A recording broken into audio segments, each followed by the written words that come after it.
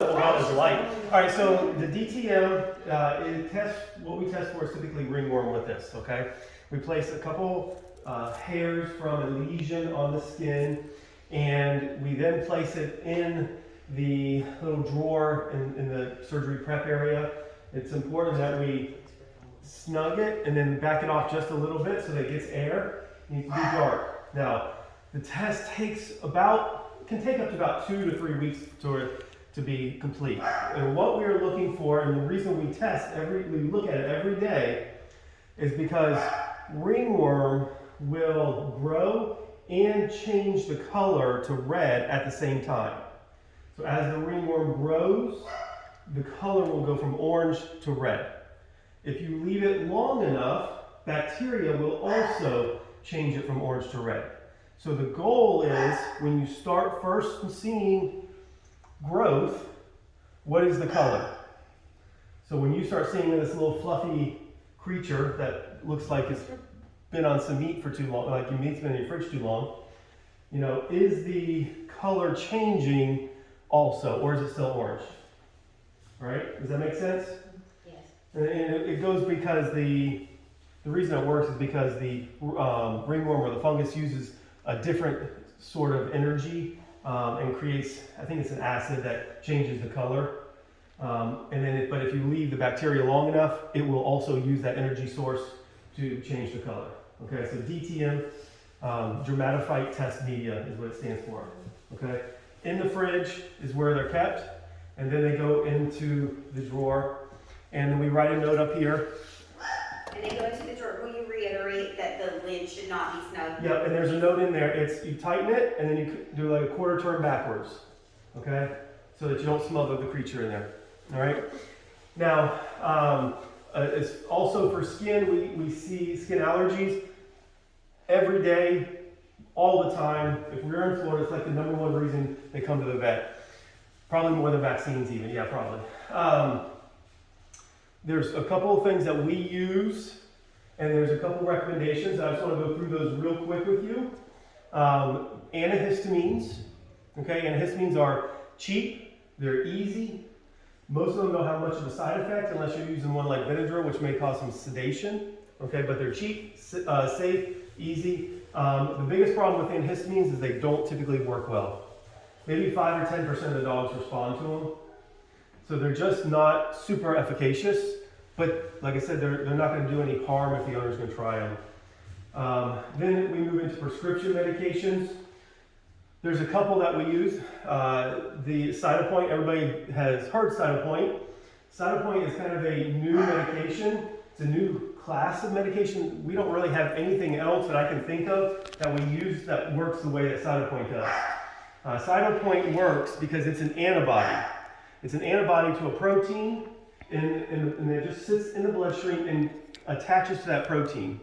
And then the body sees that and eliminates that protein, and it decreases the allergy response.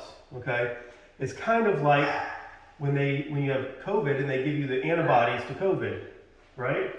It attaches to the COVID, the body sees it and eliminates it. Okay, so that's Cytopoint. It's very safe.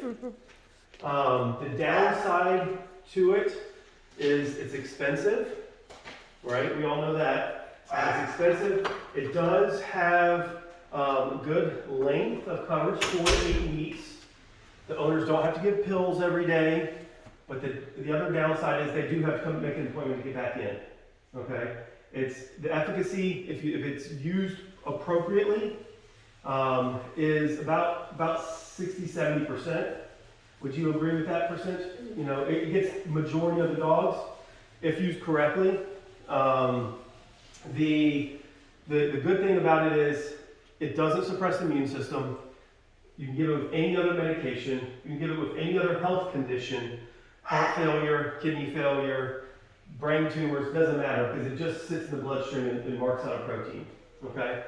The next one we use is Apoquel. Everybody knows Apoquel. It's what's called a JAK inhibitor. Doesn't matter. But it works really well. It's also expensive.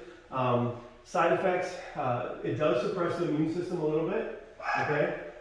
It does have some mild suppression of the immune system. So sometimes we are careful about when we use it with that suppression. It is more effective than Cytopoint. I usually tell owners it's probably about 80 to 85% effective. How would you rate that as far as effectiveness? I would agree. I think it's more effective as a whole than the Cytopoint. Right, yep, so it is also a little more broad spectrum, which is probably why it's more effective. It will help with fleas if they're itching because of flea allergies. It will help because of other itchiness, because it does suppress the immune system a little bit. Versus Cytopoint will not help with any of that, only with atopic dermatitis, right? And then the next one is Atopica. That one has kind of fallen out of favor, all right? But that one we used to use all the time before Cytopoint and Apoquel. Biggest side effect is it makes them vomit, and it does suppress the immune system. It's still safer than, say, steroids, and it is relatively expensive. I'm not sure how much it is compared to like Apoquel, but it is something that can take some time to really start working in the system. So a lot of times it takes a good week or two, especially in cats. It can take up to like a month in cats. But the nice thing in cats, you can sometimes get down to every other day. The nice one thing about Apoquel, you can kind of use it as you need to. Use it 2 or 3 days and then stop. Apoquel is also, if they're using it all the time, one tablet or half tablet twice a day, up to 14 days. We don't want to go over that 14 range. I have owners coming here, I've been giving it twice a day for 6 years now. And you're like, well, you're kind of overstepping the bounds there. And then Atopica is also, it's also used for other autoimmune diseases because it does suppress the immune system. So you may see us grabbing that from time to time. Typically, when we use it for skin, it's once a day. If we're using it for other autoimmune issues, we may do it twice a day. And then that kind of leaves us with the last one. As far as percentage, I would say, I don't use it that much. I would say it's probably close to 70% or so. Yeah. So, and then the last one comes steroids. Prednisone, dexamethasone, methylpred, all of those things. And the great thing about prednisone or a steroid is it's very effective. Very effective. I would say probably about 95% of the dogs respond to it, and the ones that don't typically have a food allergy. And so I would say 95%-ish, almost all of them do respond, but it has some pretty significant side effects. The other good thing is it's cheap. It's super cheap. So those are the two good things, but it does have some side effects. Short-term side effects for steroids, panting for no apparent reason. Typically more so with pred. Urination increase, thirst increase. You're going to see them drink and urinate all the time. Long-term side effects. Appetite increase. Oh yeah, appetite increase. Appetite Why increase. is it so hungry? Those are the type of dogs that don't like chew through a wall to get to a bag of food. Yeah. Long-term side effects can be even more severe. Diabetes, pancreatitis, kidney issues, liver issues, suppression of the immune system, so they get respiratory infections, urinary tract infections, and things like that. So it's not a great option. 15 years ago, that's all they had.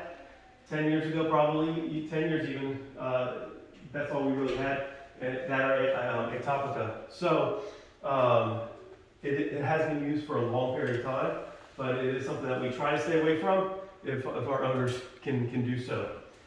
Let's see, I think that is everything. The only thing I want to add is that clients will call for refill after refill after refill of Apoquel or tech appointments for Cytopoint. And if there is active infection, if there's active yeast, bacteria, all that stuff, it's not going to help. So then they get ticked off, which is kind of what I'm battling with right now with my own guy, because so we're probably gonna have to treat him with an antifungal. So and then they get mad because they are spending all this money, it's not working. So they may need intervention other ways. Yep, absolutely. Before. So if you guys if they come in for Cytopoint and you see that their skin is bloody red and scabs all over the place, or thick, really thick, like what's called lichenification, looks like kind of elephant skin, that Cytopoint is probably not going to work, right? Because most likely not going to work, because what's making them itchy is probably the infection at that point. Even if there is an allergy going on, that's gonna be the significant issue. So then those people need to be told, hey, we can do Cytopoint, but we need to deal with the infection on top of that. And if we have time, maybe we can do it right then. If not, then we can schedule them an appointment. But you know, obviously you don't wanna have to make them wait for 3 weeks, so at the same time, so. Yeah, unfortunately, that's a really good point. Thank you for bringing that Yeah. up. Because I was thinking the same thing, and it happens too frequently, that they're coming in and we're like, okay, well, you're crusty. You really need to see a doctor. And they go, yeah, I'll call and make an appointment. And then we see them 6 weeks later for a Cytopoint injection. And they never had that physical exam. So at what point do we say, you know what, no more injections until you see a doctor. You really have to, you know? Yep.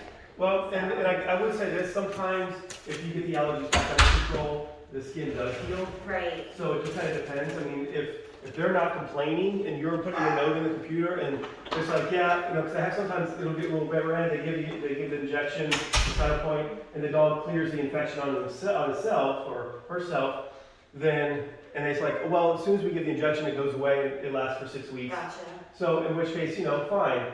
But if they're not, if they say, I gave this injection, it's just not helping, or if you see the infection, and you're like, okay, well, at least put a note in the computer that you warn the owner about that situation. All right. Okay. Sounds good. Real Perfect. quick, also on the DTM, there is a thing in the computer under treatment tech, I guess, or whatever, to mark each day that if there's growth or not. Okay. And then you'll say positive or growth or not or something like that, and then there's a place to put a comment, and you can say growth or color change. Okay.